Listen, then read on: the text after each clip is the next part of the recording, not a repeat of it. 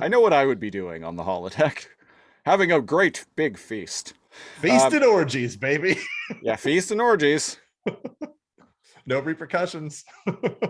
Although you can't get drunk because there's no legal alcohol in the Federation. Right. What they drink is a thing called synthahol. It tastes like booze, but doesn't intoxicate you. Which I'm like, what's the point? Bring out the Sounds Romulan great. ale. Uh, It's banned in the Federation, but I know a guy who can get us a bottle. I know a guy who can get us a bottle.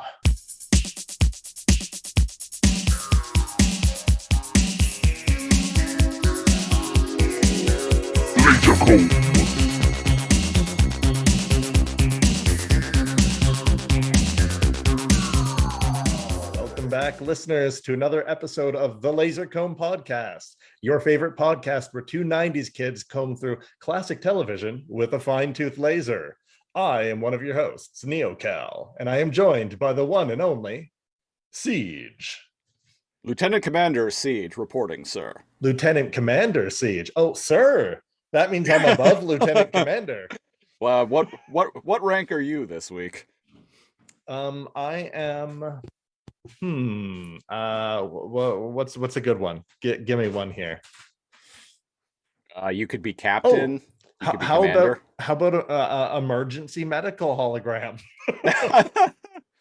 I'm not sure that's a rank. That's more of a function or a state of being, if you will. or just a program that you double click on in the med bay because your doctor's dead or you don't have one. And that's who I am today, folks. I'm the Eh, program that you haven't booted up since 2003. much like this TV series. This week on the Lasercomb podcast, we are continuing on with our Star Trek themed month. We're actually getting down to the wire here. We are on the fourth out of five of the original Star Trek live action Star Trek TV shows, Star Trek Voyager. And this week in particular, we're talking about episode 12 of Star Trek Voyager. Now, Voyager premiered the following season immediately after Next Generation aired. So for quite a while there, there were for a number of years there were two con I guess like a full decade really. There were two Star Trek shows running concurrently. So Next Generation, Yeah. like the original series ran from 66 to 69, nice. Um and Next Generation ran from 1987 to 1994. But then Deep Space Nine premiered in 1993. So for 2 years there, those shows were running concurrently. Yeah. And then Next Generation ended in 1994, and then in 1995, Voyager premiered, and then Deep Space Nine, I believe, ended in 1999, and Oh, so then there was Voyager. quite a few years of overlap between Deep Space Nine and Voyager. Yeah, and I believe Voyager ran until 2000 or 2001. So yeah, there was a period of about 6 years there where there was two Star Trek shows running concurrently. Mm-hmm. What a time to be alive! I was And alive indeed for we it, were. and indeed we were, and I was loving every minute of it, except for Deep Space Nine. I If We if just only covered Deep Space Nine, but I feel like we found a gem. Boy, did I like weekend at Quarks. Weekend at Quarks, nice. Yeah, that was a great one. Um, I remember watching Star Trek the series premiere of Star Trek Voyager when it originally aired, which was on January 16th, 1995. So that was only like 2 weeks after my 10th birthday. So I Mm-hmm. remember watching it pretty vividly. I'm looking at it. The series premiere drew 21.3 million viewers, which is just wild. I mentioned this on previous episodes, but like I think Do they people estimate household size, or are they talking about individual cable pathing whenever they individual show that? individual households. Yeah. Uh, uh, yeah, I think I Anyone mentioned. listening, there's 35 million-ish people in Canada. So that'd be like two-thirds of Canadians tuning into Voyager. Yeah. And I'm pretty sure I mentioned this on a previous episode of the podcast, but I think people nowadays kind of take for granted just how fucking huge Star Trek was in the 90s. Like Big fucking deal. Star Trek was really, really popular. It surpassed the sci-fi's for nerds 4 eyes. Like uncles and dads and like moms were watching Star Trek. Yeah, and with good reason. It's a great franchise all around. But Voyager, Star Trek Voyager was not a favorite series amongst a lot of viewers. And indeed, I mentioned the series premiere drew 21.3 million viewers. The finale of season one, which was 16 episodes, drew 6 million viewers. And there's always a decline because There's always there's always a decline. It's doesn't matter what show it is. But in the span of 16 weeks to go from 21 million viewers to 6, like, oof, that that is proof right there that a lot of people did not like Voyager. got a problem with a woman being captain. Fuckers. I like Janeway. I've commented about this on social media and stuff. It's like, what's your hot take about Star Trek? And it was a Twitter thread, and I only saw it because Right. you had interacted with it. And I follow like 12 people on Twitter, so I see everything. Siege interacts Everything. with everything, your PMs and your wildest dreams. Um, you got like a max headroom thing because your glasses are reflecting your monitor when you turn over to look at your second monitor, and it's very kind of like Matrix, like symbolic meaning there as you're scrolling through the white text. um Sorry, anyone listening audio. But like, what was my hot take? Oh, all caps. I came in and I'm like, Janeway best captain, fight me. And indeed, someone did come at you about it. I believe it was a friend of yours. Um, Oh, all in good shows fun. how much I checked it. I didn't know. But my little Oh, right, it's a yeah, friend of mine. Yeah, yeah, my little spicy take on that same Twitter thread was, and Star Trek Enterprise was good, and so was its theme song. That is that the one everyone hates that is the one lately? everyone hates. I have a Well, friend who's well, like, no, Star Trek is solid from beginning to end, and then they were like, except, and the yeah, one it was Enterprise. They must well have said. the one nowadays they hate is one of the ones that's currently airing, which is Discovery. And indeed, Discovery is a pretty fucking mixed bag. Wait, no, it's Discovery. They said Discovery's bad, right? Yeah. Um, I'll maybe I'll rant maybe I'll talk about a little bit after at the end of next week's episode of the podcast after we're done talking about Enterprise. I'll kind of just give my thoughts about newer Star Trek a little bit as Okay, okay, kind of a postscript. yeah, because anyone that's new or forgot because we don't remind you all the time, uh, Lasercomb, Star Trek month right now, but the Lasercomb podcast, it's like a random episode of either a Patreon patron choice or a poll or just something from our childhood where we were like, hey, remember this show? So we can't do anything that's running currently or that isn't like finished their seasons or something. Yeah, yeah. Yeah, so that means no Discovery. No Discovery, no Star Trek Picard, no Star Trek Prodigy, which is this kids show that's airing right now. Has Janeway in it, a hologram of Janeway, voiced by Kate Mulgrew, teaching a bunch of alien kids in in Uh, Starfleet Academy. I think it's not very good from what I've heard, but I mean it's a kids show. I have no it's a intention kids of show. watching it. The And one if that anybody knows anything about us and our podcasts, it's that we detest kids shows. right. Um, But the one that everyone really likes that's airing right now is Star Trek Lower Decks, which is another animated show, but it's got this kind of like Rick and Morty thing going. Oh Um, boy, yeah. everyone really likes it. I've watched the first season of it, and I was like, eh. It was there's some fun jokes here and there, and it's Morty, you gotta take the seat and jam it way up my butthole, Morty, way up there. That uh, was about when I pulled out of Rick, Rick and Morty. it's not quite that bad, but anyway, I'll talk more about Lower Decks next week. Maybe I'll brush But up on some of the newer shows before then.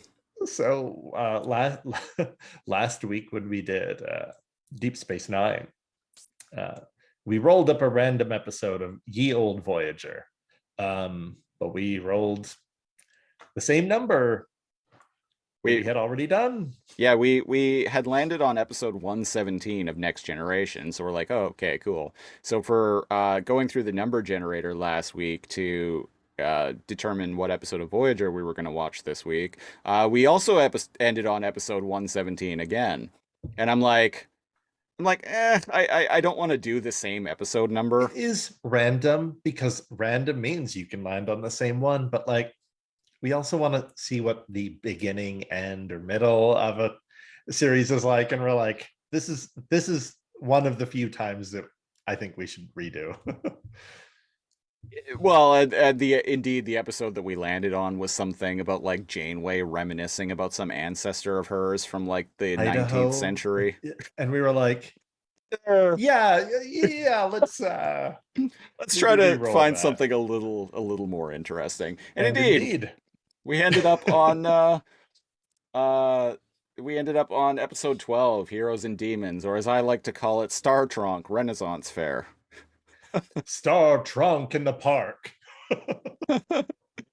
Oh, Star Trek, Dungeons and Star Trek. Dungeons and Star Tronk. Yeah. Star Tronk, the next denigration. There we go. So the episode opens up with speaking of Janeway. Janeway is going down to engineering because B'Elanna Torres, the chief engineer, she has these two like containment fields that have these photonic particles or They went by a whatever. certain star, a photonic star, A and they new were like, "Hey, we a can new star. Yeah, yeah. the photonic plasma in it is actually a more efficient version of fuel that we can blah blah blah. We can go faster." There is a whole lot of Treknobabble in this cold open. My partner, who's not a Trekkie, has been watching these with me, and she was like, "Ooh, I'm starting to remember why I don't like." And I'm like, "No, no, hold on." And indeed, like every Star Trek show has Treknobabble, but like in this, I don't maybe it's a Voyager thing, maybe I because I haven't watched Voyager in years. I do really like Voyager for the record, but Yeah, I was shocked at like even compared to like Next Generation or Deep Space Nine, just how much fucking Treknobabble was in this cold open. I'm like, and this to is be fair, it's not it. is a whole lot of nonsense that you're speaking They right do now. make sense of it, but it's like, do I need to know? Just say, hey, we got these canisters from this photonic like star, and it should be like a more efficient fuel source. Boom, baby, done. 5 seconds. Yeah. And so B'Elanna is like, yeah, I can do some science on these bitches. And Janeway's like, how long? And B'Elanna's like 20 hours. And Janeway's like, I want it in 6. I'll As in send so many tropes, man. I'll send Harry Kim down here to help you. Harry Kim, get down here. No response. Harry, where are you, Computer you little bastard? computer, locate Harry Kim. Harry Kim is not on board the Enterprise. And it's like, oh shit. So right away, it's like, well, Yeah. one, they don't have privacy. The computer just like bioscans wherever they are. I understand that this is a professional. Well, this is a military force. Exactly. So it's like, it's not like Big Brother literally has a camera up their butthole at every second. But I was like, oh, right. Yeah. Of course, the computer could just go, boop, boop, boop, boop, boop. hey, they're not here.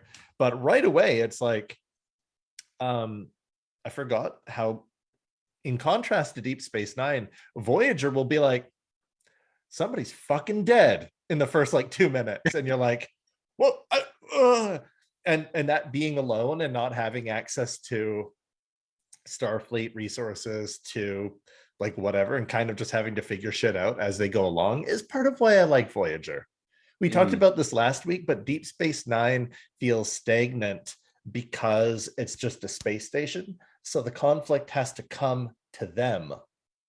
Yeah. Whereas in Voyager, they're out in the Delta, the quadrant, out in the Sigma quadrant, uh, Well, by themselves. and I And think in the case of Deep Space Nine, the writers figured that out because I think it was they in did. season three they introduced the ship, the Defiant, that Worf ended up commanding, so they could have episodes where they went off on adventures. Exactly. Yeah. Yeah. Um. So yeah. So So yeah, Kim, he gone, man. on the bridge, Commander Chakotay mentions to Janeway that Harry Kim had some holodeck time booked, and they're like, "Oh, computer, is Harry Kim on the holodeck?" And the computer is like, "Unknown." And Tuvok, who is like controlling the console, is like, "Yeah, there's a massive energy buildup on that holodeck. It's blocking our sensors." And Chakotay is like, "All right, Tuvok, get in the turbo lift. We're going to check this out." Strap in, buddy. Uh, Real quick.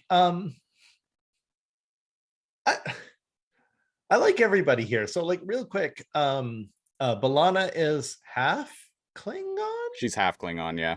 Um, and solid. I think she balances out, creates conflict in a good way, grates you, but she's not like Worf, where Worf will just be like, women are weaker than men, so thus a weaker hand supports a blah blah blah. This is a woman's game, right? And where he's supposed to be like abrasive, um, we don't get that with like Balana, but we get her very like, nobody can do anything better than I can, and I need to learn how to like accept help vibes from her, which I like. But everyone's so different that it creates these really interesting Well, and well, and interactions. part of the interesting dynamic about the crew of Voyager is it's two crews. It's two crews. Do we want to give just a very quick rundown about that? Okay, so they roughly to step back a little bit, roughly what Voyager is about, and one of the things that sets it apart from the other Star Trek shows is the USS Voyager, Federation starship. Um, I believe they go to this like signal array or something Yeah. in the first episode, being controlled by someone called the Caretaker. Um, but a group of basically anti-Federation rebels called the Maquis Yeah. also go to this. The Caretaker pulls them into like uh, some kind of like wormhole or something that ends up flinging them 70 million light years deep into the Delta Quadrant. This is far beyond anywhere that the Federation has explored. Mm-hmm. Um, and so, out of necessity, the Maquis crew ends up joining the crew, and very reluctantly, I might add, ends up joining the crew of the USS Enterprise. And one of the caveats was they had to instill their commander, their leader, Chakotay, as Janeway's first officer. And instill them as part of the crew and equals rather than like criminals. Yeah, This is only going to work one way, right? If you put all your shit aside and like work together, and yeah, Chakotay is first officer, and like you said, he's head of yeah, that um yeah. the If I rebel group. the Maquis, yeah, if I recall correctly, that was the only way the only way the Maquis would agree to actually like join the crew of Voyager was if their leader what became like basically first officer, second in command of the USS Voyager. And I kind of dig that. Hmm. Like I dig that premise. And there's a lot of different. Like, what is the actor that plays Chakotay? He kind of looks like indigenous, like He North he's na- American First Nations. he's Native American, yeah. Yeah, he's Native American, and he's got like a tattoo, kind of um like on his like face, and right away that sets him apart from Starfleet because homies in Starfleet don't have facial tattoos, right? Actually, I will say the crew of the main core cast of Voyager is fairly racially diverse. Yeah. My again, this doesn't mean that I don't like the other shows or whatever. My favorite Vulcan is Tuvok. Oh, okay. Um, he's the most Vulcan-y of Vulcans in in my experience. Yeah, I would agree. I actually, maybe controversial opinion, and no, it's not just because she is incredibly hot, but I really like T'Pol on Fucking knew you were Enterprise. gonna say that. I really like her character, I like Tuvok, and he's both got of some them. solid lines in this. And so when you meet with characters that socially do not behave like normal humans, whether Yeah. it's the emergency medical hologram, the doctor, Tuvok, right? And then later when Seven of Nine comes on the show, they're so weird and different when they're talking to each other or to like normal people. It's almost infinitely amusing to me Mm. because Seven of Nine is very straightforward, doesn't understand nuance, um, doesn't Well, like chit chat. her being a human being who was assimilated by the Borg as a young child, and She then doesn't have and her life. has She hasn't been a human. yeah, she spent like 20 years of her life, like her entire like adolescent and like into her like 20s, like as a Borg drone, and they were able to save her and remove all of that, but she didn't really understand humanity, didn't really And understand and like I like her human. rediscovering humanity. And so then you have Tuvok, where he's just unapologetically so Vulcan, like just shockingly Vulcan, and I love that so much. And then you have the emergency medical hologram, who The Doctor, yeah. the he's left online. Oh, so I guess I'll explain that character. He's left online because they don't have a doctor. Yeah, the Doctor was killed in the during the Conflict, the initial conflict. yeah, and what the thing that ended up like flinging them into the Delta Quadrant.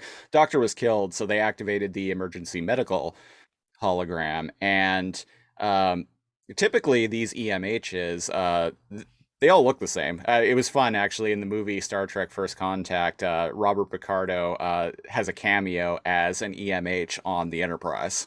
But he is a just woken up. Like, what is the nature of your medical emergency? Yeah, Like, very cut and dry. That's his line, right? What please is the state the nature of nature of the medical that's emergency. what it is. Please state the nature of the medical emergency, right?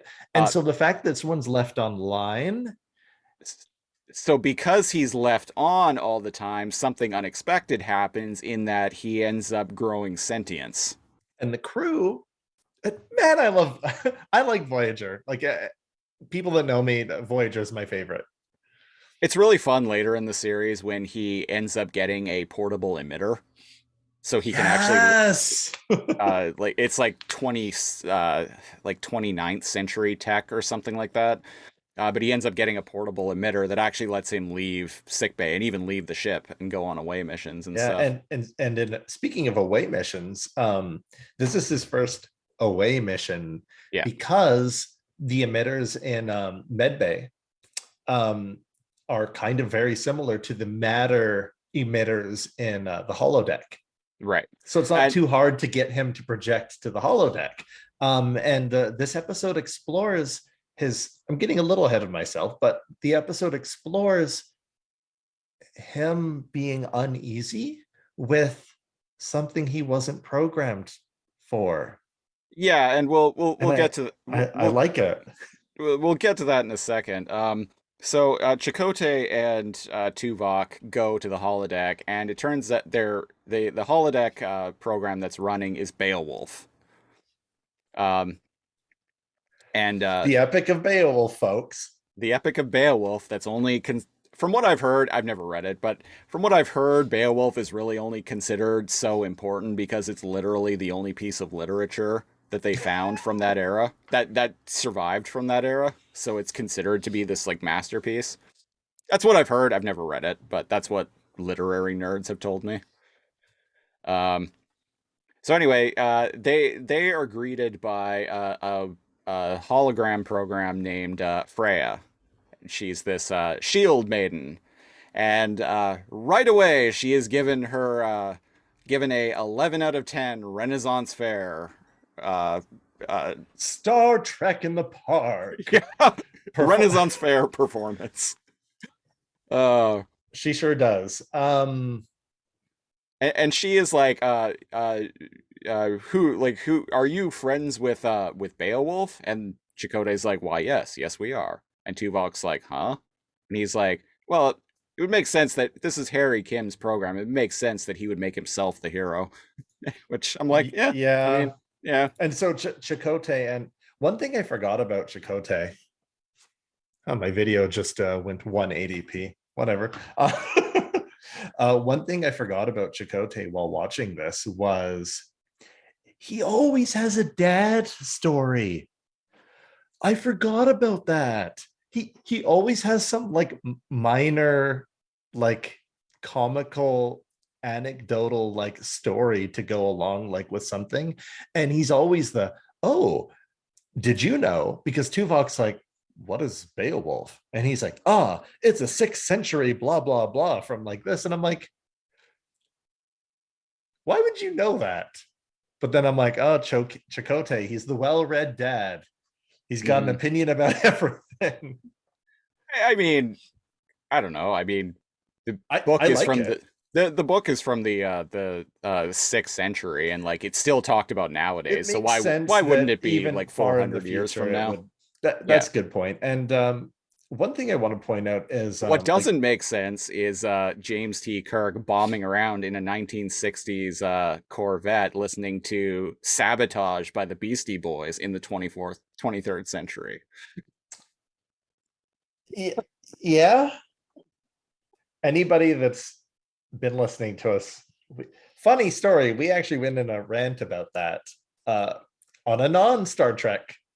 I can't even remember what. Like, We have a few different podcasts, and on one of them we have voiced our opinion with the oddities of certain movies in the the Star Trek franchise, specifically that J.J. Abrams uh, uh, directed and produced trilogy. He didn't direct which the third has one, but good points, just a that little first one, weird. that first one I do enjoy quite a bit.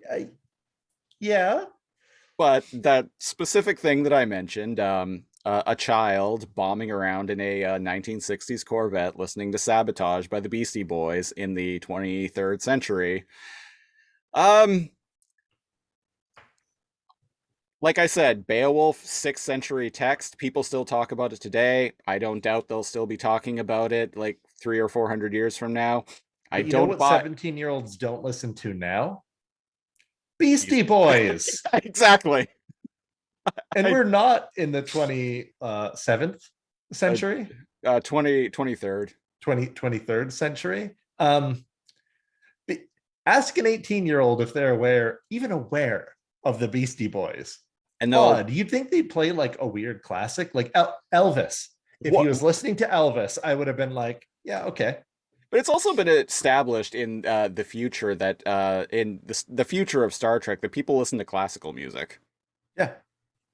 And I mean, people listen to classical music now. So Exactly. People aren't necessarily. If you meet like an 18-year-old who knows who the Beastie Boys are, it's probably just going to be like, oh yeah, that's some group my dad likes. Yes, we are getting that Beastie old. Boys are old. They were old even when I listened to them in the 2000s, right? Oh yeah, they've been around since the 80s. Yeah, when people are like, "Oh man, hip hop died," like like in the early '90s when NWA and blah blah blah and all this other stuff dissolved, and I'm like, Beastie Boys never stopped. Didn't Intergalactic like come? Funny story. I actually sent Siege That song came out in 1998. '98. Well, the years blend together. I was going to say, didn't that come out in the 2000s? Yeah. I actually sent you a GIF from Beastie Boys Intergalactic Planetary, or is it just They called Intergalactic? they Yeah. had a song that came out in the mid 2000s that I really liked too, called actually they had a couple. I think one was called Ch Ch Check It Out, and another was called, Check it out. and What? another one was called, it was from the same album. I actually had that CD. Me too, man. Another one was Triple Trouble. Yeah. That was a fun song. Anyway, we're really lost in the weeds at this We're point. lost in the weeds. The point is, Beastie Boys, six points of separation, 2 points of separation. So we didn't go that, we're not that far off. Anyways, my partner's watching this episode with me, and she's like, "Oh," at the acting of the extras in the holodeck.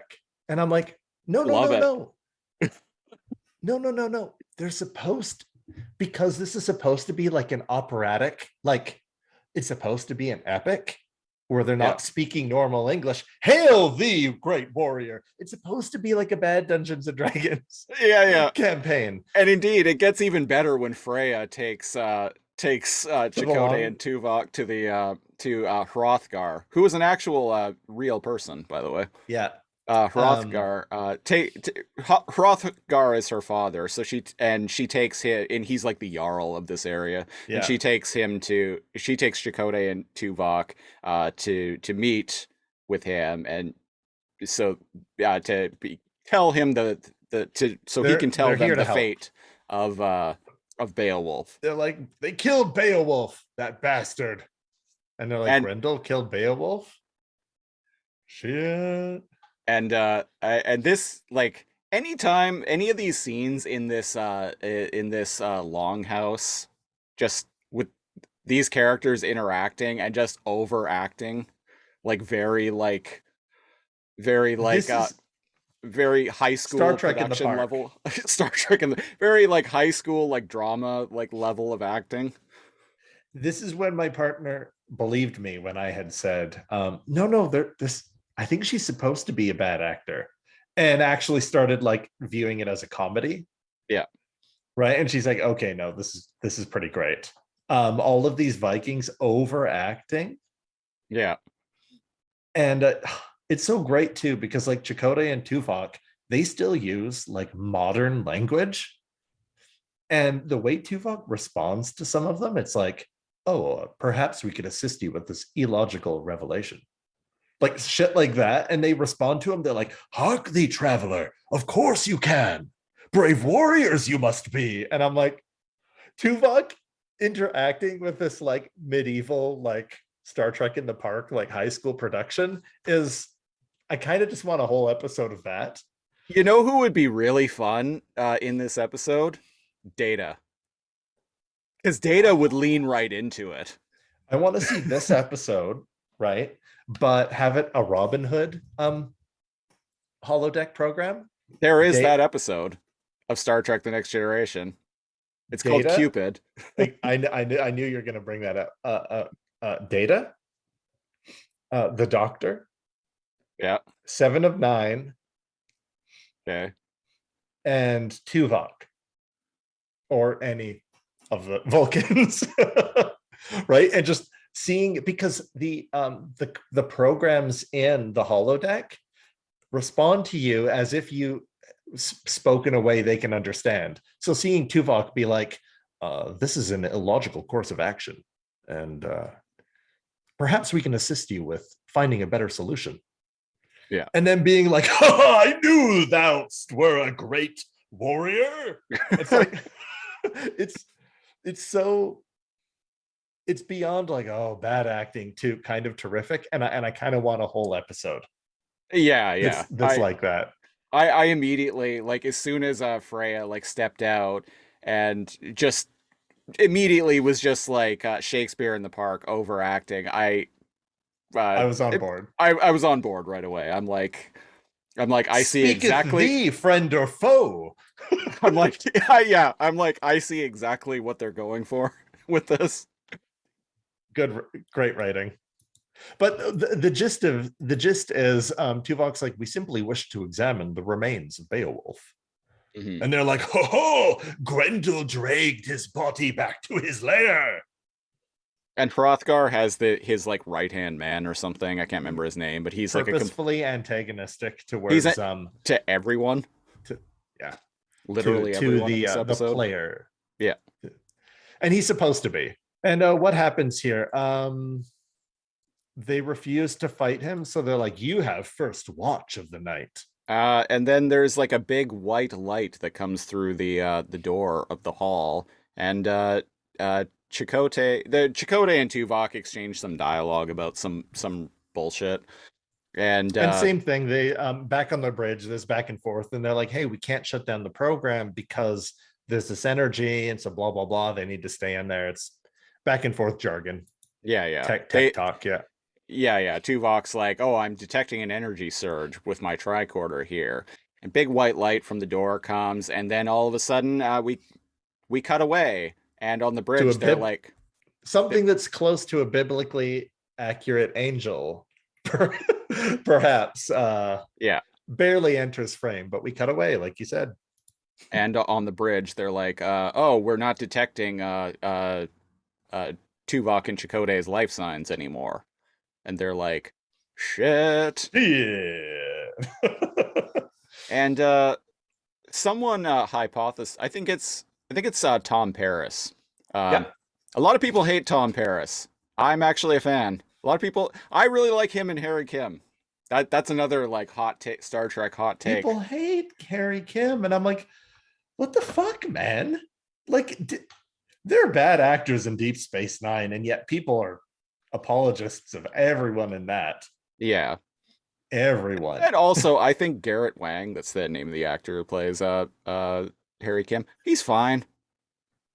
Like, But the thing is, he's supposed to just be the everyman dude. yeah, He's the pilot guy, you just said his name, Tom Lieutenant Paris. Tom Paris. I like him. I think he's interesting, and he's that sarcasm that the cast kind of doesn't have. Yeah. So So so Tom Paris is like, "Hey, wait a minute. What if they're not dead, but what if they've just been converted into energy?" And they're like, "Boah?"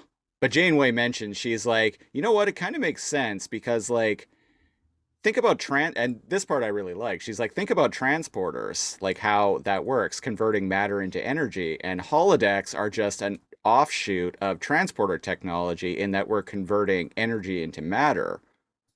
Perhaps it's possible that the holodeck could then convert matter in terms of people. They're not supposed to do this, but perhaps there's a way that they could be converted into holographic energy.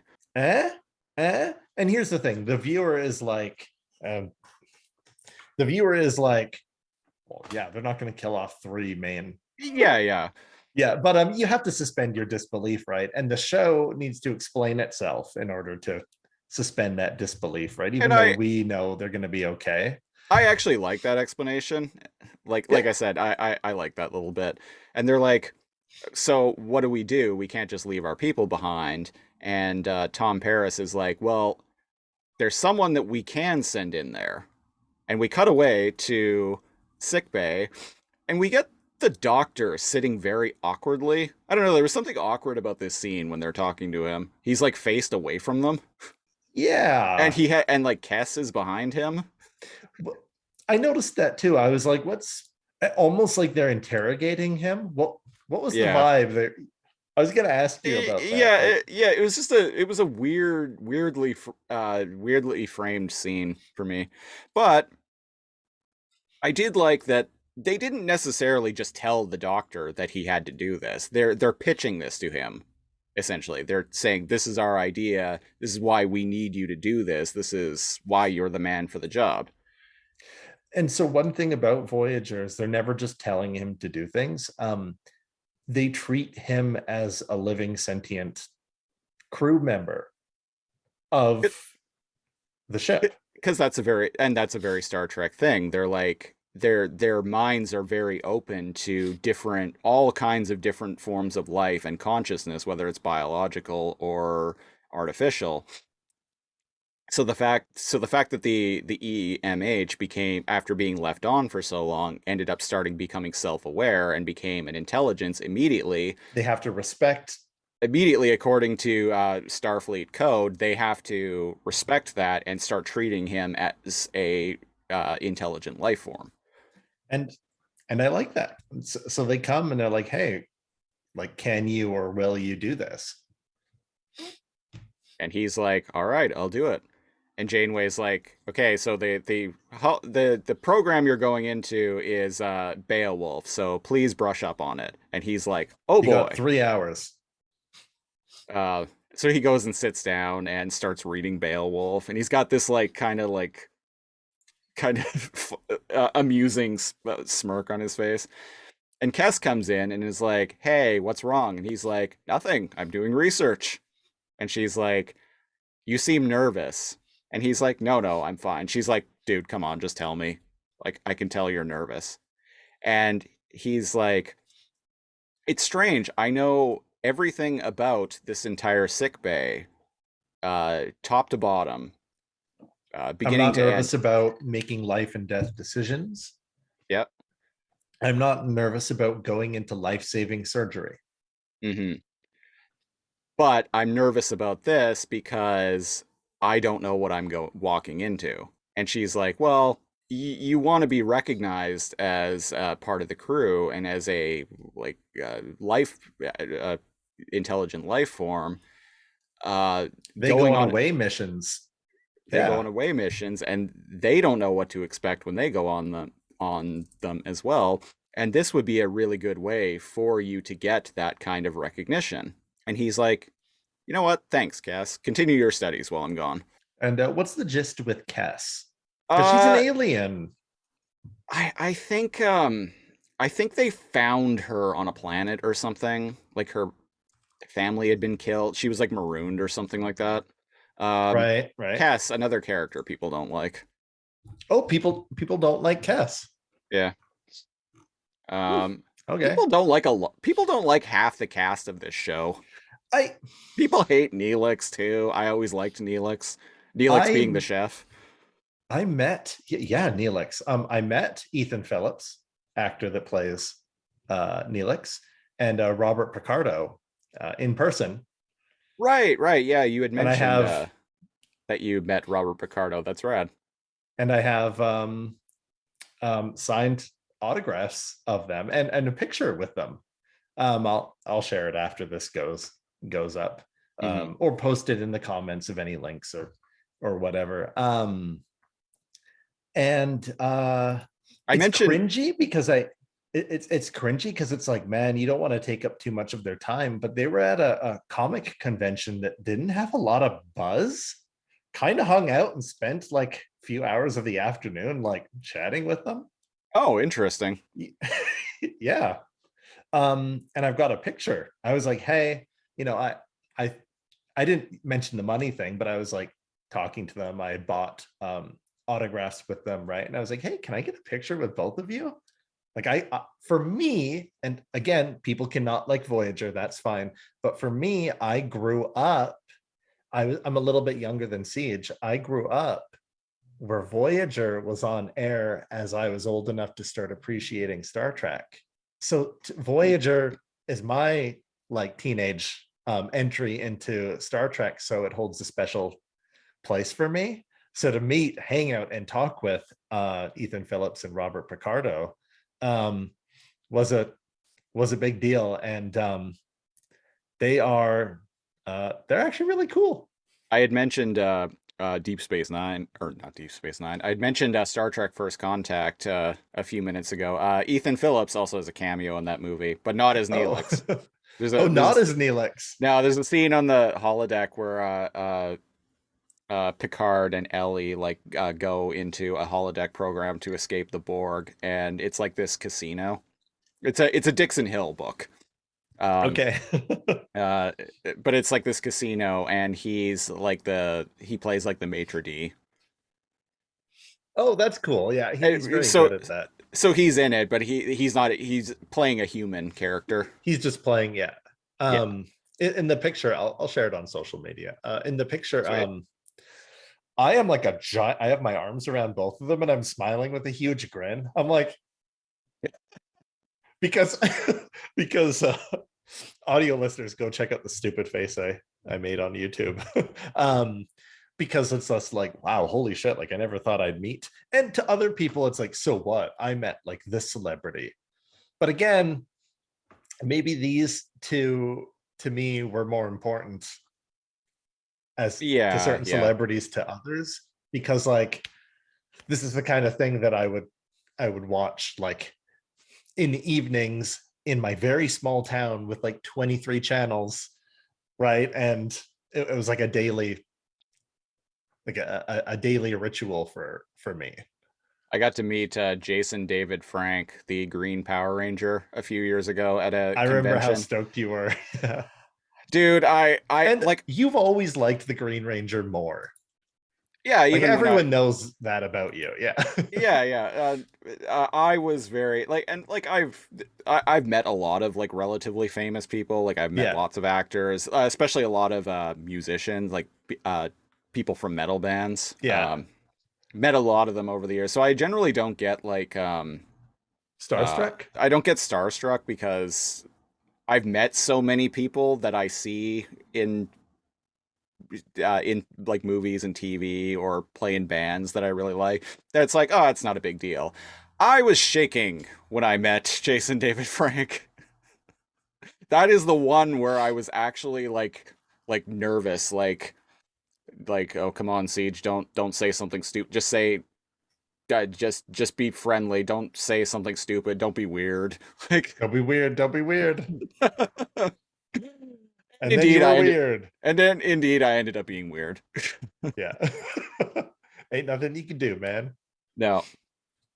So the doctor they modify the doctor's like hollow emitters so he can basically just be transported from the sick bay into this holodeck program. So they do that. He meets up with Freya. Freya is like, "Ah, are you a sorcerer?" And he's like, well, no, I'm looking for Grendel. I'm looking for Beowulf." And she's like, "Oh, well, you must be friends with those other two. Follow me." And she And right takes, away, he ingratiates himself with Freya more because she's like, huh, are you friend or foe? Blah, blah, blah. And he's all like, oh, I am friend. And she's like, right. I am the shield maiden. And he's like, you're the shield maiden, Freya. He's a nerd, everyone. Well, This is he a good read, introduction to the yeah, doctor. I kind of skimmed over it. Well, he read Beowulf, right? Oh, at In least, preparation. yeah, but like probably a dozen Well, no, times no, because he just knows everything. specifically Janeway. Yeah, specifically Janeway told him to read Beowulf before he went in He there. had three And hours. well, and he's a computer program. You would think he would be able to absorb it and retain it And indefinitely and indeed, very quickly. So she's like, "How are you a sorcerer? How do you know my name? I know not of you." And he's like, uh, "Your great tail, tales of your deeds yeah, have come to my tail, lands. So he's role playing. He's yeah." going with it. Yeah, Um, I I like sh it. I should also mention that they tell the doctor that he can basically make himself a they've made it so he can be solid matter or he can just be a light, just purely a hologram. He can be solid Much or like how he interacts with things in the med bay, yeah, right? Like when he needs to pick something up, he's he, he can become what's solid the term? matter. Magnetic compulsion, magnetic blah blah blah sciencey. He can be solid or light. Yeah. Yeah. And indeed, that's how characters in Star Trek, the holodeck, it uses a mixture of transporter and replicator technology to essentially convert just Energy into matter. energy into matter, and it can create solid matter temporarily and then completely destroy it, And completely the break it apart again. and the safety protocols, whenever you are about to be hurt, I forgot to mention this. Whenever you're about to be hurt, the safety protocols of a holodeck program, if the safety protocols are on, guess what? They're not. A Star Trek podcast I listen to, they frequently say, they're like, why would you ever want to disable the safety protocols? Because you're a Why is that a hardcore thing? Klingon and you like to fight to the death, even when you're fighting a video game. Yeah, I don't know about you, but if I was going into the holodeck, those safety that would not even be an option for me. I'm like, I And do not want to get imagine hurt. living to 30, 40, 20, whatever your age is, and like you get stabbed by like a Shakespeare in the Park Viking and the Beowulf like program, and you die. Yeah, yeah. Imagine being like, 30 years old and you're playing like uh Mario Kart. I don't know. you're playing a holodeck Red Dead Redemption, and you There get you go. shot by a cowboy as you're trying to rob a bank, and you actually die. Cool And story, you bro. will you will be forever known as that idiot who got killed pretending to be a cowboy. By the AI program that was Jesse the Kid, baby.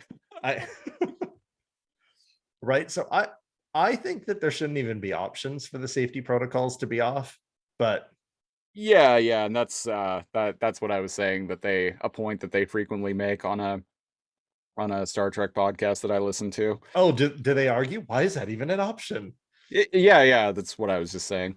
Agreed. Yeah. Uh, so she takes the doctor back to the longhouse and to meet up with Hrothgar, and Hrothgar's little buddy here gets all They aggro. go through the same, it's They a go, program, right? So they go through the same messages. Oh, you can't take out Grendel, but if a great warrior, blah, blah, blah. And his like second hand man is all like, ha, you'll have to test your mettle against me. So the program is playing out similarly. yeah, yeah.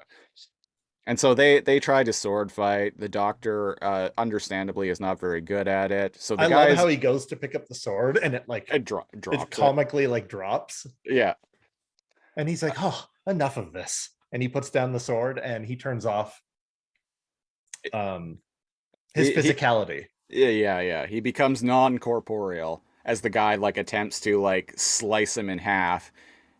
And he And, swings so hard and through him that it's kind of like hitting something against a solid wall with like a baseball bat. His hands ring and he's like, oh, and they're like, a great warrior he is indeed. And I'm and like, yeah, I guess. perhaps he is a sorcerer, is what Are I you would a be wizard? saying.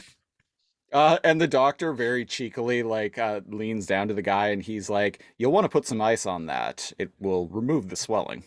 Meanwhile, by the way, people on the bridge are like watching and listening all of this go down. Yeah. So they're like, they must be like, wow, this doctor's got some sass. So the Vikings make they have a big feast, and they're serving, I think it's elk, and they have like this giant elk leg in front of the doctor, and they're like, taste it, and he's like, no thanks, I'm not hungry, and they're like, come on, have some. And so the doctor starts eating, and he's like, oh, this is quite good, and they're like, tell us, great, we get so few visitors, tell us tales from your land. And the doctor's like, well, I I'm was not really surprised he could eat, um but I maybe guess not. it's just a simulation Yeah, I don't know. anyways. Huh. I don't know. I mean, Data can eat. Well, Data is physical, True. right? And he can he But can chemically but process. te the Doctor is a hologram himself, And so they're in the hollow deck. he's eating like a hologram leg of elk. So why If not? we were in there, could we taste food? Or would it be Uh, like a replicator and it would be real food? I think it would be real food. So what happens here? Oh, you were saying, recall us a tale of your heroism from your lands. And the doctor is like, oh, I'm not much of a storyteller. And they're like, come on, indulge us. And the doctor is like, well, and I can't like repeat it like word for word, But but we can give you the idea of it. he tells this very amusing story, and you can tell like this is actually something he's proud of And he's excitedly telling it. about how there was an outbreak of like some kind of measles and he worked for like 72 hours. He's like, I figured it out, but it was touch and go there for a little while. I worked for 72 hours straight developing a vaccine to get the crew inoculated. And they're like, And I stopped a pandemic. yeah. And they're like record scratch stop. And they all just awkwardly look at each other and they're like, yes, very interesting. Well, the Hrothgar's right hand man is like, I'm going to bed. I've heard enough of this, so he I'll be leaves. in my bunk. And the Hrothgar is like, very unconventional tale you told. But a welcome addition to the hall. Some shit like that, yeah. So the doctor is about to turn in for the night, and They all Freya. just disappear, go off to their beds.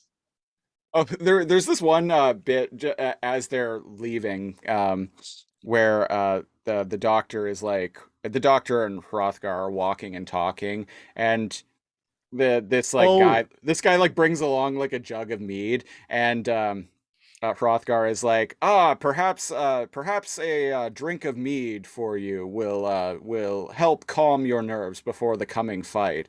And the doctor is like, no thanks. And then Hrothgar smacks it away, and he's like, be gone! Quit wasting the man's time. how dare, oh, by the way, he's introduced himself because Cass earlier in the episode was like, hey, if you're going on a mission and it's dangerous, like maybe now would be a good time to choose a name for Right. yourself. And he's like, the doctor's like, well, interesting, okay. And he ends up settling on Schweitzer, Dr. Schweitzer, yeah, Dr. Schweitzer, right? that's And so funny. they all call him that in the program. And yeah, the Jarl like smacks the mead away because he's like, no thanks. And he's like, oh, how dare you insult the great warrior Schweitzer with such swill? Be gone. And I'm like, chill. He said no Very, thanks. it's a Also, it's a very, waste of ale. it was a, I actually laughed out loud at that moment. Yeah, they had fun, man. All of these extras, sorry, the minor roles, all of the minor roles in this episode, fuck, two thumbs up. I'm a fan.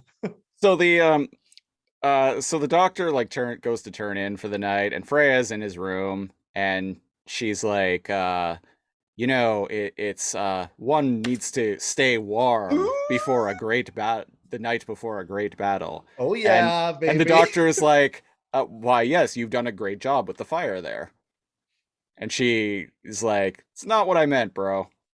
She's like, thou art other ways to stayeth warm. And she leans in and goes for a kiss. And I thought he was going to be kind of like awkward or like pull away. My Yep, man goes right for it. It makes goes right sense. I for mean, it. makes sense. She's a hologram. He's a hologram. Why not? It's less weird for him than it is for us if you think about it. Kinda, yeah. And I mean, realistically, though, like, if this technology was real, like 90% of the things people would be doing in it is fucking. Like, you can't tell me I'm wrong. 99. Come on, especially if there's a level of privacy. Yeah. Man, I'm programming like teachers I had from like elementary school in there. My mom's friends, just MILFs from video games, hexadecimal from Reboot, 7 of 9s going in there. What? What? Yeah, it'd be People like off screen are judging me. for me it'd be like great big giant like pansexual orgies like all about. Yeah. Deadpool's in there. Uh The Teenage anyway, Mutant Ninja Turtles. Spawn. I mean they do walk around in those trench coats, right? just exposing themselves. Pickle power. So yeah, so she after they kiss, she's like, "Well, you know where my bunk, you know where to find me." And I'm like, And does he? the doctor's like, "Bow chicka bow wow." Oh shit, because he gets an But before energy he gets a reading. chance to be like, I wonder if I was programmed, I wonder if like I, with stuff down there. I've never I, checked. I wonder if I was designed with complete and total anatomical accuracy. Indeed, And I was. I've got a lot of like questions because one, why would he? That's kind of weird, programmer. And two, without hormones or anything, we we find out why though much later in Voyager why he is poetic and has urges and all that, because maybe he's a little more realistic than is called for. But Well, that's another episode of Voyager. indeed, in the future too. The the series finale of Voyager. The series finales of these shows, like Star Trek shows, often involve like time travel. Um, They do, don't they? yeah, they Yeah. do. Next Generations did, Voyagers did, Deep Space Nines did, I think. Um, Oh, it's been forever. But yeah, there's usually time. Enterprises kind of did. I defend Enterprise, but it has like the worst like fucking series finale in the entire franchise history. Um, anyway, so That's for our after. yeah, yeah. Yeah. I might actually take notes for that next week ahead of Oh, time. all right. But what ends up happening here? He doesn't get. You were saying this time shenanigans, and Yeah, the yeah. doctor and Oh yeah. Indeed, in the future of Voyager, shown in the series finale, the Doctor is actually like he's walking around with his EMH, and he's actually like I think he's a professor at Starfleet Academy, and he's even married. yeah, he's just a dude. Yeah, he's married to a human woman. Yeah. But anyway, so the light behind the door thing happens again, and we get to meet Grendel, and it's this big angelic tentacle thing. Big old biblically accurate angel. It's a With tentacle. tentacles. It's light tentacles. So he's He scanning it pulls with out his his, tricorder like nervously. Hey, he's committed. He's doing he's the mission. he's committed. And by the Uh, way, when he's solid, he could potentially die. Was the implication here? yeah, but I don't think that they knew that this could happen. So what happens is No. this thing like pulls out its tentacle and wraps it around his arm, and he's like, Bridge, we got a problem here. Get me the fuck out of here." and Help. so and so they pull him out and bring him back to sick bay, and he's missing his arm. And Which Tom Paris there is like he's like Paris to Janeway, we have the doctor. She's like, "Great, how is he?" And he's like, you might want to come down here and I see think you should us." just come and see. And so And what it's they weird because it's showing him dismembered. But yeah, the doctor apparently he isn't in pain, right? But he is in distress because I mean he's a hologram. yeah, Where's my fucking arm, bro? that would be freaky. And Uh he's a surgeon. I like like so I wonder the fear. It doesn't explore it much, but I wonder the fear there of being like previously thinking that you weren't constrained by those the mortal parameters of such things, and then suddenly being like, oh. And yeah, indeed it's temporary.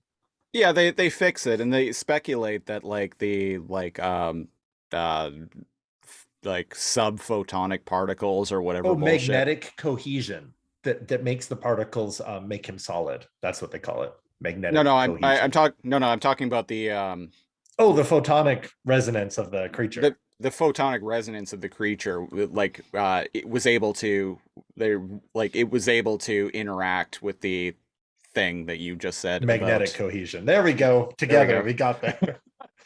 Yeah, it was able to f him up. Yeah. uh but they Fucked him were up real able good. to, and this is the part you had mentioned like earlier. There's a big old like, the data from the tricorder, that's weird. It reads like a biological symbol. And this is when the audience is a million miles ahead of the plot.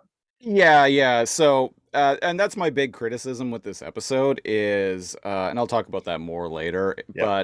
but I was ahead of the plot most of the time in Oh, this episode. if you're not 10, you're ahead. You're ahead of the plot in this one. Yeah, yeah. So they're Again, it was like, alive. yeah, they're like, oh, we're detecting synaptic pathways, three specifically. Geez, weird. Huh. I guess we'll What have to do more experiments. what could it possibly mean? And I'm like, one, you're detecting synaptic pathways.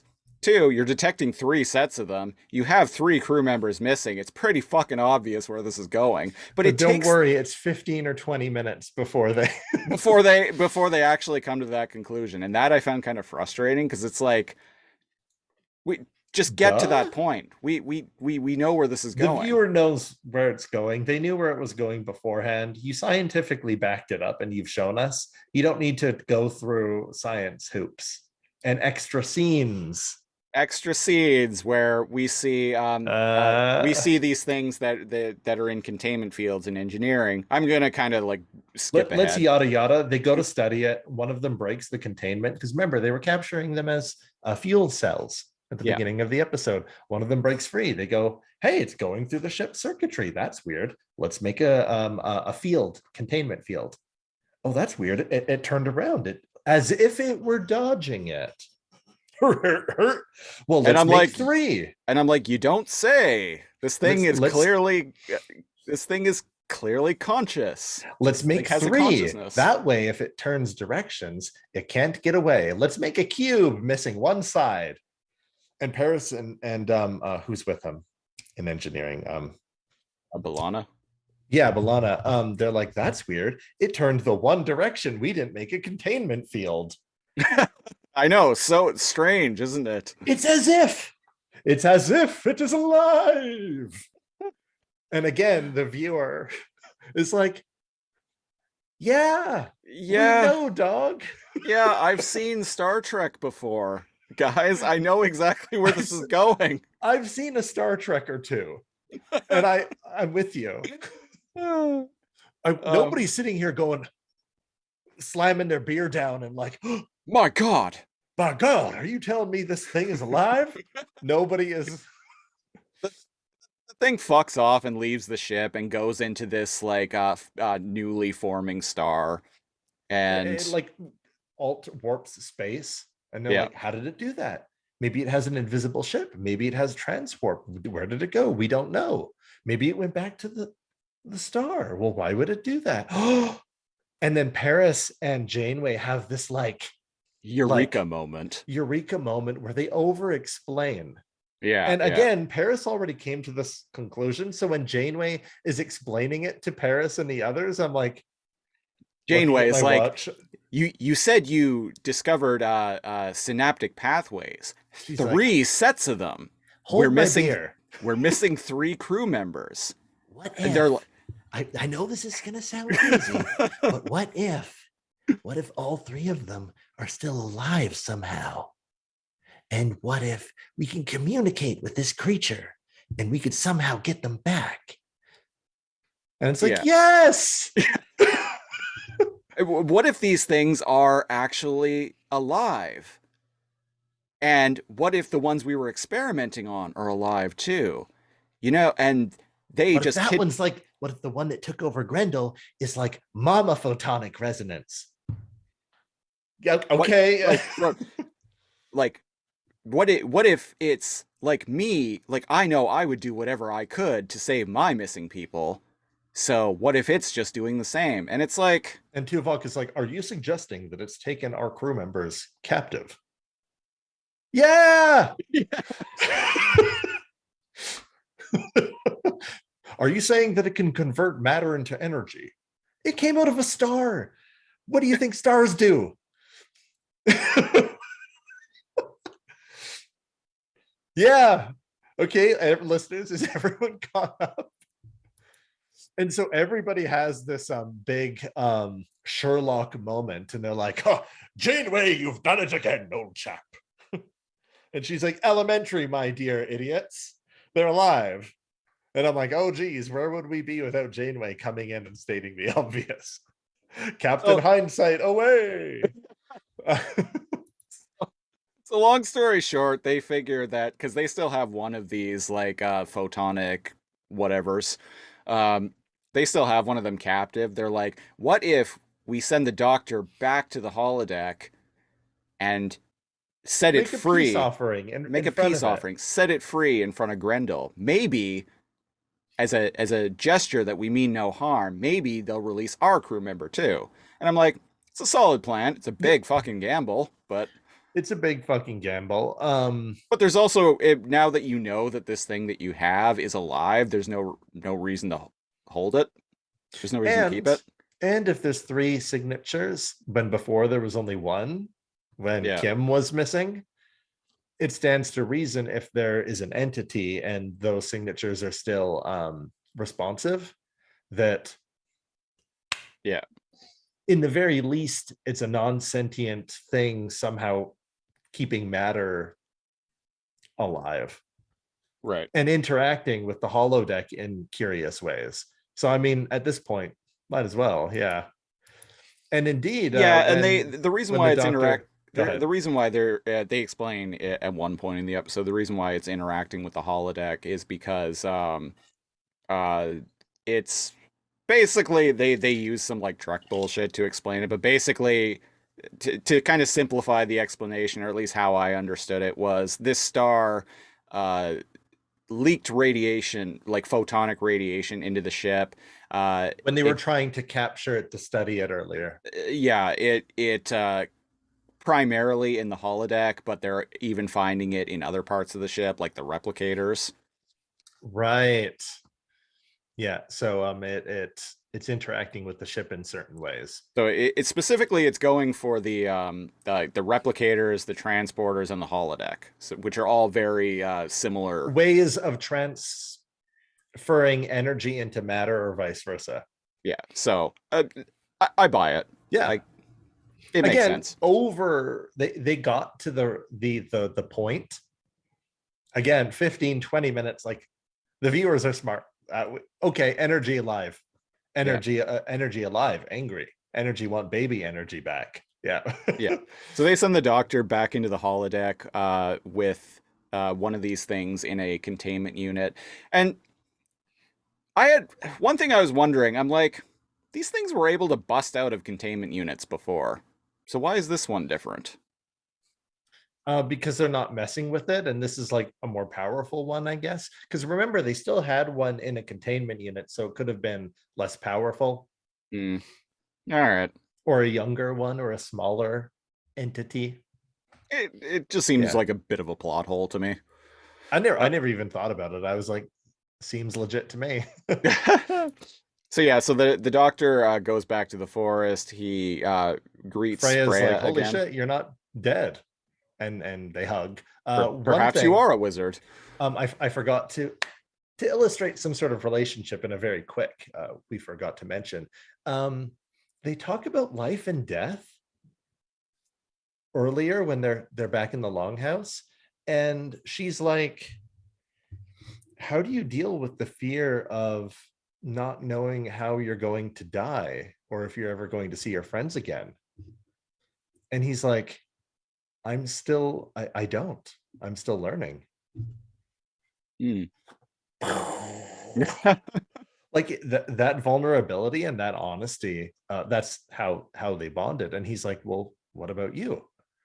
And she's like, "I always picture my own death, like sword in hand above my head and like falling in battle." So like As they any talk Viking about would. life and death. Yeah. And it's interesting that he's okay with saying, I don't know. I'm still dealing with it. And that was a shocking amount of emotion from, and well, Star Trek is known for that. Um, but just it comes in a goofy episode like this, Well, and right? Like speaking where a hologram can identify his fears. Yeah. Speaking of emotion, Hrothgar's aggro right hand man This shows up, douche. and he's all like, "Aha! I knew you must be in league with Grendel because no one could survive Grendel. I will kill you!" And he goes to attack him. And Freya is like, no, no, he's cool. He's got a talisman here to help us. And the age old thing. Oh, well, if you're on his side, he must have bewitched you. Yeah.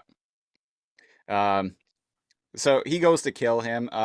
Before they sent the doctor back into the holodeck, they mentioned that because he's carrying this talisman, he must stay corporeal. He must stay solid matter. So he is actually vulnerable here. And indeed, he looks at the capsule and he's like, oh shit, like awkwardly doesn't know what to do and kind of just Although at this scurries out of the way. although at this point I was wondering, I'm like, just put it down. That's Just put it down, Put it down, bro.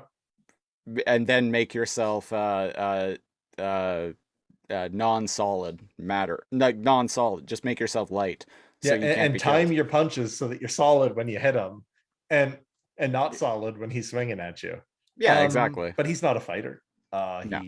He his reaction speed isn't even that high, and he's immediately knocked over. Yeah, and so the guy goes to like stab him, and Freya like dives into the way, and she ends up getting stabbed instead. And the doctor like drops the talisman and then holds her in his arms as she dies. And then meanwhile, the asshole takes the talisman back to the long hall. What a what a piece of shit. Who's he? Whose side is he on? And so the doctor takes Freya's sword and he goes to the longhouse. In actually, I really like this scene. The doctor walks in like very confidently, like holding Freya's sword, and he's like, "That talisman, I need it." And the asshole, Right, because Freya dies. Yeah. yeah, Only because it's relevant to his name. They're touching departure, Freya and the doctor. She's all like, I die proud knowing that someone I love's names were the last upon my lips. Goodbye, Schweitzer. mm, And I'm yeah, like, yeah. That and that's that relevant to the name thing later. It's also touching. But yeah, sorry, you were saying he confidently busts open the fucking door of this longhouse. yeah, holding And he's Freya's like, sword. that talisman will aid me in my con. And now he's not nice. He's like, that shit belongs to me. Quit fucking around. And I'm on board, baby. And so the douchebag is like this this guy is in league with Grendel. He even killed Freya. Fuck. Okay, Yeah, now yeah, you're a bad guy, dude. yeah, Before, yeah. okay, whatever, you're superstitious. He's a sorcerer. Like who knows, right? Your sword went right through him. But now you're a bad guy. And I was like, wait, is this guy Grendel? So so the doctor like takes his sword and puts it to the guy's throat, and he's like, and I I like what he says here. He says, "The only reason you're still alive is because I took an oath That I would do no harm. that I The, would the do no harm." Hippocratic. The Hippocratic oath. Um, and then he pulls the sword away from the guy's throat. I'm like, that was a great scene. Bravo. That was a great delivery. Like, bravo, Robert If you Picardo. don't love the, oh yeah, he's part of why I fell in love with Voyager. Yeah, he's my favorite Nobody character on says the that they show. don't like the Doctor. People shit talk all the other characters from Voyager, but I haven't heard a single person say about Robert Picardo playing the Doctor. Yeah, yeah, great. Uh, I would say underrated, but no, he's actually like he Oh made yeah, makes the rounds in sci in not so much nowadays, but in the 90s and 2000s, he was really making the rounds in sci-fi TV. yeah, Um, he's a great actor. And what happens here? After earning the talisman back, the reason why I thought that stupid right hand man guy was like a creature of the night or evil was because he grabs a torch like from oh the yeah, right, hearth, right, yeah. and he's got a torch in one hand and like a sword in the other as he approaches this guy, and the other guy's like, oh fuck, anybody else? No, just me. and he almost seems afraid of the fire. And Yeah. earlier they said Grendel is afraid of two things: loud sound and fire. So he strikes at night when Mm. we go to sleep and everything is quiet. And so I was like, why is this guy afraid of fire? I But mean, to no, I be guess fair, if someone came at me with a sword and a that torch, confidently. Yeah. I would be pretty afraid too. I would be But you're backing also not away. a Viking with a sword True. on you. So the doctor grabs the talisman and like uh goes to the door, and he's like, Grendel, I summon you, or whatever. Yeah. And so Grendel, the glowing angelic tentacle monster, shows Yeah. up, and the doctor is like, I don't know if you can understand me or not, but we mean you no harm. Here, you can have your friend back. And he opens the talisman up, and the photonic creature like floats away, Yeah. and then it leaves, and then all of a sudden, those three crew members come back. So Tuvok and Chakotay is there as the camera pans around, and seemingly they don't remember much time has passed. And as the camera pans over Kim, he is in like medieval, like warrior Yeah, garb. he's dressed as Beowulf. Yeah. And anybody, because this is the first time the episode shows Kim, he's a little bit shorter. I think he's Asian American or like Korean American. I don't want to I speculate or whatever. well, I And so think I he's love I think he's Canadian actually. Canadian. Yeah, what is he? You said his name earlier. Garrett Wang. Is he Canadian? Yeah, there's a I'm pretty sure he is. American actor. Oh, never mind. I was wrong. What do we got here? Riverside, California, baby. Who am I thinking? Someone on Voyager is Canadian, I swear. Oh, interesting. Taiwanese state-sponsored cultural exchange program, which was the first time in his life he wasn't the the only Asian around. But I'm reading his like wiki here. Oh, interesting. We were close, people. We're from Canada. I Californian. yeah, I don't know why. I thought he was Canadian, but oh well, doesn't matter. Riverside, California. Yeah, and so it's funny seeing him like dressed up like as Beowulf. And it wasn't like funny, like, ho, why is he like dressed like this? Like anybody can LARP. I'm from a LARP. I used to run a LARP from a LARP. I used to run a LARP, people. So anybody can be anybody. But like, I kind of wished he was wearing a fake beard. Because that would have completed. Because I swear speaking of fake beards, I swear the actor who plays Hrothgar's right hand man is wearing a fake beard and They like fake all are. eyebrows. It's so bad that they like. That's what I mean by Shakespeare in the Park. Like, Yeah. I'm literally watching this, and especially the Jarls. It's like a Yeah. Santa Claus beard. Like they're not even trying. And indeed, it's supposed to be a stage play, Yeah. almost. Yeah. So I kind of wanted Kim to just like have a big helmet and like a huge like thing, and just like take the helmet off and the beard and be like, what did I miss? Well, and indeed, he's like, "Hey, someone want to tell me what happened, where I was?" And then, Yeah. So I guess they have no memory of being energy. or Do maybe any like, of us? I mean, maybe they do. Maybe they know that something. Maybe they know that they went somewhere, but like they Because they can't. don't have their They senses. they can't, Yeah. because they were like a completely different type of uh they were converted into like a completely different type of life form. They don't really have any comprehension of it, at Right. least. Yeah. Because we're used to seeing things with their eyes and hearing things with their ears. And when they Yeah. were energy, they were just kind of like, whoa. So they know something was up, but they don't know exactly what it was.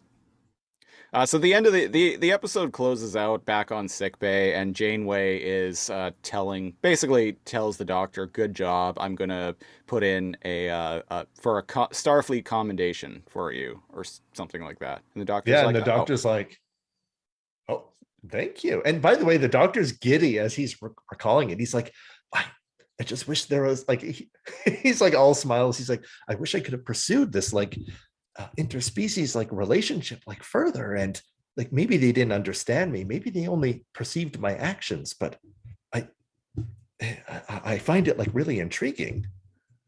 And indeed, Yeah, and he's Janeway like, I wish mentioned we had met under better circumstances. And Janeway's like, actually, that's that that's exactly what we that's did. that's the exciting part about making first contact with a new species. And you did terrific. It often starts bad, and then we can figure out a way to communicate, and peaceful negotiations are made. Um, and so she's like, so yeah, I'm gonna put in a commendation for you. I'd like to attach a name to it. I'd heard you'd settled on one.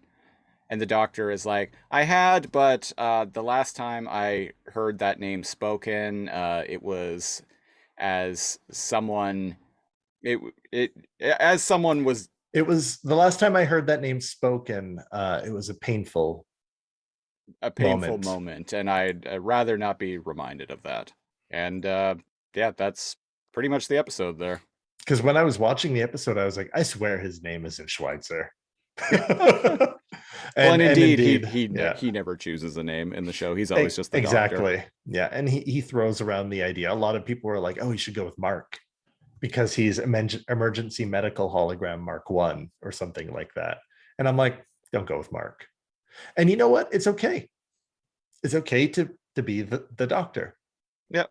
I did a one shot that was kind of sci-fi ish, and I had like a hologram just called like the engineer or the doctor or something like that. And one of the players kept being like, oh well, like what name should we call you or blah blah blah. And he's like, oh, like, the doctor is fine. And I guess they never want nobody else had watched Voyager because there were no Voyager jokes or doctor jokes therein. But yeah, somebody was like, oh, Please state the we nature of the medical emergency. I did say that. Yeah. um but it was interesting because one of the players like kind of was seemed very much like well, you're sentient and like you need to have a name. That's a very like human thing, right? It's like, well, even dogs have their name, but they didn't choose it. Yeah, that is true. Well, and humans are very Well, humans geocentric. usually don't choose their names either, so sorry, humans are very geocentric. Oh yeah, yeah. And indeed, like Star Trek, as progressive as it can be, like a lot of the times it treats concepts like this in a very like geocentrically human way, looking at it Mhm. looking at it from an entirely human point of view. And it's like, okay, so this artificially intelligent hologram must have a name because we as humans think that things should have names. And labels and ways of identifying each other Yeah. in a certain Whereas way. whereas I imagine for something like a an artificial intelligence, identity would be probably be something a lot more abstract than that. And this is an AI that's like programmed to be humanish though. So it's Yeah. that's part of the fun of the show is like how human is he. Same thing with Vulcans, right? Like with Spock. Oh, is that the human side speaking or the Vulcan side? And then like Spock will like retort with like some quip. Yeah, He's like, watching going back and watching the original series, it's kind of annoying how much they're trying to gotcha Spock all the time. and then he replies with, "Oh, neither. I'm simply replying as a Starfleet officer." Yeah. Like But it's just they do, even in the episode we reviewed. yeah, and like it's kind of annoying because it's like just leave the guy alone. Well, Like, it's kind of like the equivalent of mentioning somebody's race or sex or gender yeah. uh, nonchalantly, and it's kind of like, fuck off. Yeah, yeah. And I understand that Kirk is trying to be close with with Spock and all of that stuff. But again, if it's an alien race, it's okay. But what if it's like a human with different colored skin? You Yeah. wouldn't be all like, oh, is that like a European or an Asian thing to somebody that's like half Exactly. European and Yeah, yeah. half Asian. It's one of those ways that Star Trek the original series in particular is very much a product of its time. Yeah. Because nowadays, like, you would never write that kind of stuff like that into science fiction. No, because the equivalent of it is so Yeah, on the nose that yeah, becomes problematic. yeah. Yeah. But yeah, that is Heroes and Demons, I think. That That's is. that's it, folks. Um so it's the 12th episode, but technically episode 11. If you're like looking it up, because I think episode one's like a two-parter. It's a two-parter. It's considered two episodes. Yeah. It's called episode 11 on Netflix at least. And but here on Laser Comb, we like to there's no rating system, but after we watched a random episode of a classic TV show, we like to ask each other, Siege, after watching Heroes and Demons, Star Trek Voyager, would you tune in next week? I got to be perfectly honest. No, if I caught Voyager just this episode, and the reason why is because I was so ahead of the plot. The viewer doesn't like to be treated dumb. Yeah, yeah. We've spoken about this. I Yeah. yeah, I was ahead of the plot throughout the entire episode, and it just became kind of an exercise of, okay, guys, stop fucking around. We don't need these extra scenes Stop narratively dog fucking and just get to the point that I already know that you're going to land on eventually. that we kind of knew in the first Yeah. 10 minutes. So to Yeah. have them multiple times, Paris be like, but what if? And then 10 whole minutes later, Janeway be like, okay, try to wrap. Oh, listen up, you primitive fuckheads. Try to imagine, if you will. And it's like, yes, yes. So Also, all the stuff with fair. Tuvok and Chakotay is kind of unnecessary. They could have just walked right in. And I liked the back and forth because they're so different. Uh, Chakotay is so friendly and talkative, and Tuvok is so by the book that but I what I liked mean, that. but what But I mean is like you could have there.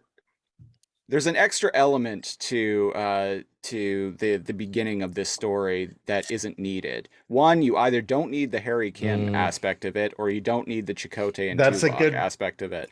that's a good point. You could start the episode with Harry Kim going onto the holodeck and then getting captured by Grendel and the crew Which being like, replaces the need to show that scene with yeah, so that what is it? Like kind of wasted screen time.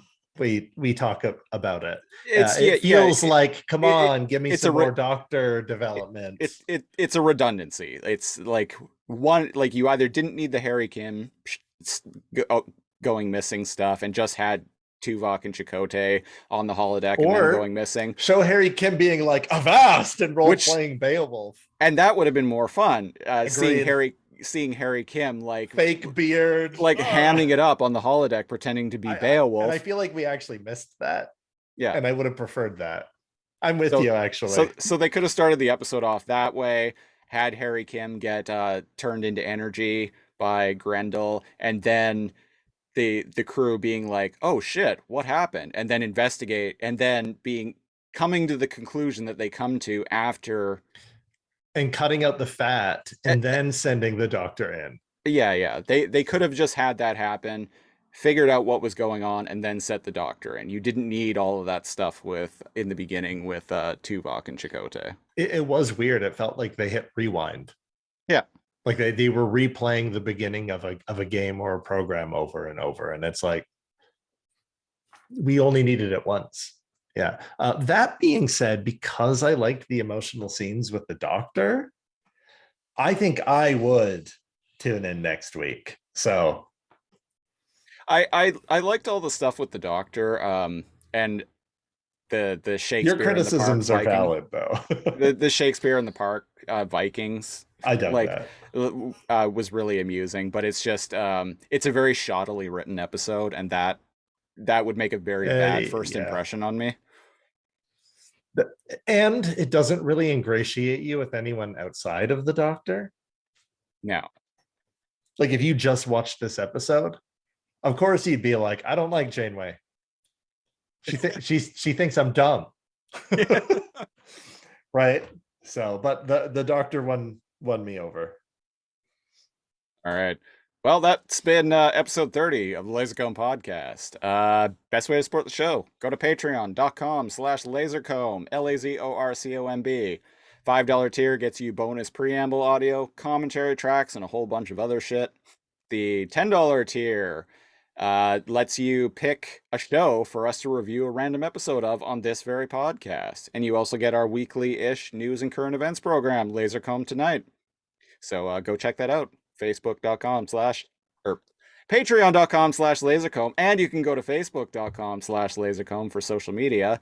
Or you can follow me on Twitter @lasercomb. Or you can follow Kal at NeoKal, NEO_KAL. We will be back next week with episode 31 of the Lasercomb podcast, where we will be finishing off our Star Trek themed month with Star Trek Enterprise. Which I have seen none of.